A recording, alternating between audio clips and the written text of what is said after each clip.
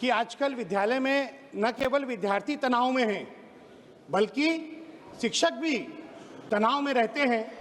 आपके पास ऐसी कोई कार्य योजना है जिसके अंतर्गत सरकारी विद्यालय और प्राइवेट विद्यालय में इन विद्यार्थी और शिक्षकों के तनाव को कम करने के लिए किसी प्रकार का कोई प्रावधान किया गया हो? तो ये मानसिक प्रेशर, मानसिक तनाव जो है वो तनाव कम हो, इसके लिए 2 बार साल में एग्जाम होगा और बच्चा में भी 3 लैंग्वेज फार्मूला चालू होगा।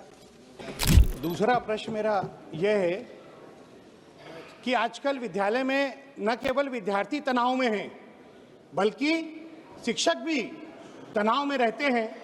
आपके पास ऐसी कोई कार्य योजना है जिसके अंतर्गत सरकारी विद्यालय और प्राइवेट विद्यालय में इन विद्यार्थी और शिक्षकों के तनाव को कम करने के लिए किसी प्रकार का कोई प्रावधान किया गया हो?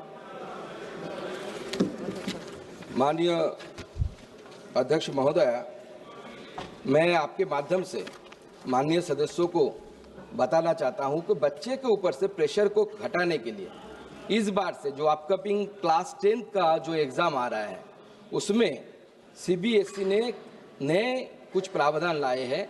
साल में 2 बार बच्चा एग्ज़ाम दे पाएगा, 2 बार वो बोर्ड के एग्ज़ाम में वो बैठ पाएगा। तो उसके ऊपर थोड़ा जो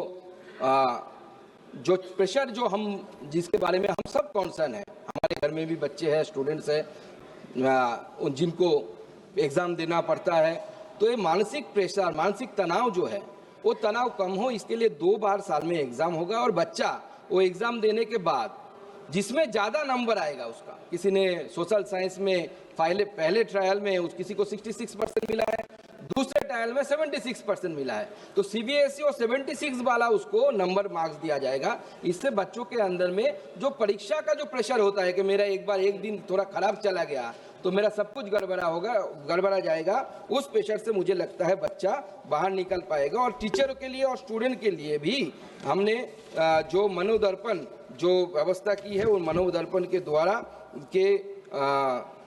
जो हमने वहाँ पे टीचर्स और उनके भी प्रेशर घटाने के लिए वो मनोदर्पण की व्यवस्था की है, जिस इंटरफेस में स्टूडेंट एवं टीचर दोनों उसमें अपना प्रेशर को कम कर सकते हैं। श्री जुगल किशोर। 1 मिनट है, बोलो। महोदया जी, केंद्र सरकार ने राष्ट्रीय शिक्षा नीति में स्पष्ट किया है कि क्षेत्रीय भाषाओं को पाठ्यक्रम में लाया जाए और क्षेत्रीय स्थानीय भाषा को बढ़ावा दिया जाए।